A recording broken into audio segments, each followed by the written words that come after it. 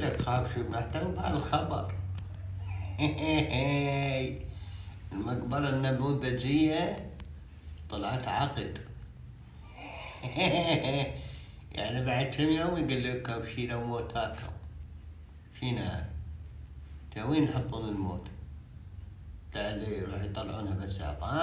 يقول له هاك هذا ابوك بس العمود الفقري. هاك هاي جمجمة مالت ابوك. هنا هنا الموتى قاعدين بحواسي. هو غير ميت هسه، حتى الميت ما عنده مكان. تعال ترقع سودا قفصون على الموتى.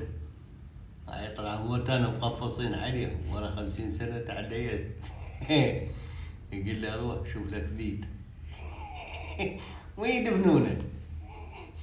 وشوفوا بالبداية نموذجية وأحسن مكان ومكان غربي، وبيها حمامات وبيها محلات.